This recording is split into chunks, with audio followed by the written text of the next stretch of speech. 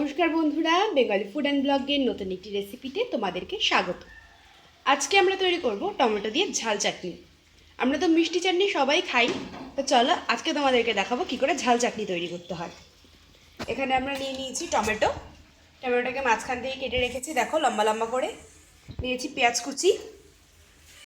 এখানে 500 গ্রাম টমেটোর জন্য আমরা দুটো বড় সাইজের পেঁয়াজ কুচি করে নিয়েছি কাঁচা লঙ্কা বাটা, চেরা কাঁচা লঙ্কা, সমস্ত রকম গুঁড়ো মশলা, সর্ষের তেল, লবণ।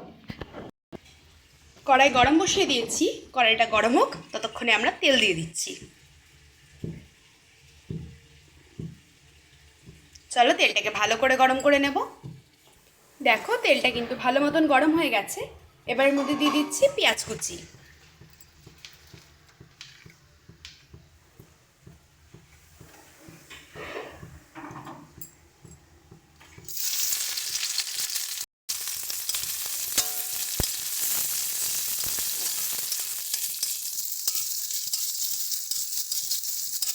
পেঁয়াজটাকে হালকাভাবে একটু ভেজে নিচ্ছি।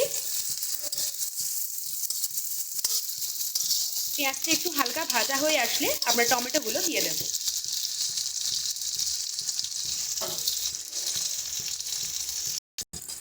দেখো পেঁয়াজটা কিন্তু হালকা গোল্ডেন ফ্রাই হয়ে এসছে।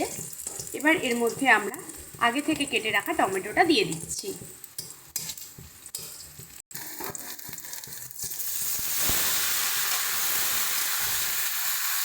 টমেটোটা দিয়ে ওটাকে ভালো করে পেঁয়াজের সাথে মিশিয়ে নিলাম।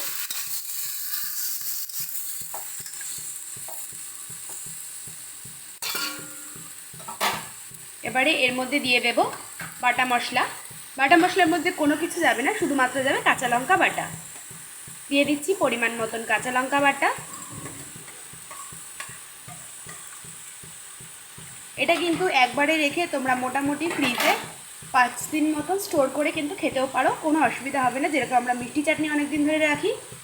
দিয়ে দিলাম হলুদ গুঁড়ো, দিয়ে দিচ্ছি স্বাদ মতন লবণ। সমস্ত কিছু দিয়ে এটাকে ভালোভাবে মিশিয়ে নেব।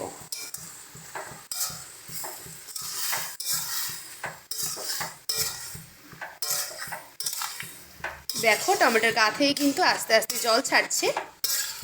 এবার টমেটোটাকে ভালো করে সব কিছুর সঙ্গে মিশিয়ে নিয়ে তারপর এটাকে আমরা ভালো মতন নরম হতে দেব। সমস্ত মশলা ভালো করে মিশিয়ে নিয়েছি। এবারে দিয়ে দিচ্ছি আগে থেকে চিড়ে রাখা কাঁচা লঙ্কা।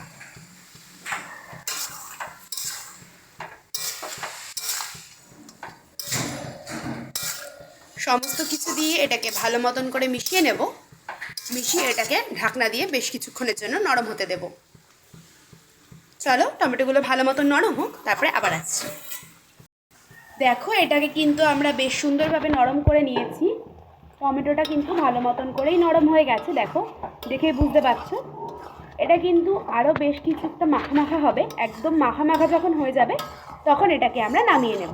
মোটামুটি আরও মিনিট 5-10 মতন কিন্তু এটাকে আমাদের ভালোভাবে মাখা মাখা করে একটু টানিয়ে নিতে হবে। এটা কিন্তু তোমরা রুটির সঙ্গে বা ভাতের সঙ্গে যে কোনো কিছুর সঙ্গে কিন্তু দারুণ লাগবে খেতে। তো চলো এটাকে আরও কিছুক্ষণ একটু টানিয়ে নিই। দেখো এটা কিন্তু একদম মাখা মাখা হয়ে গেছে আর পুরো শুকনো হয়ে গেছে, তোমরা দেখেই বুঝতে পারছো। চলো এবার এটাকে আমরা নামিয়ে নিচ্ছি। দেখো গরম গরম আমাদের টমেটোর ঝাল চাটনি তৈরি হয়ে গেছে। আমরা তো সবসময় মিষ্টি চাটনি খেয়ে থাকি, তোমরা একবার এই ঝাল চাটনিটা বানিয়ে ট্রাই করে দেখো। আমাকে কিন্তু তারপরে অবশ্যই জানাবে কেমন হয়েছে রেসিপিটি যদি ভালো লেগে থাকে অবশ্যই একটি লাইক, কমেন্ট এবং শেয়ার করে দেবে। আর চ্যানেলে যদি নতুন হয়ে থাকো চ্যানেলটা সাবস্ক্রাইব করে দিয়ে পাশে থাকা বেল আইকনে ক্লিক করে অল নোটিফিকেশন অন করে দেবে। তাহলে এরকমই সহজ সরল ইউনিক রেসিপি তোমাদের কাছে চটজলদি পৌঁছে যাবে। ধন্যবাদ সকলকে।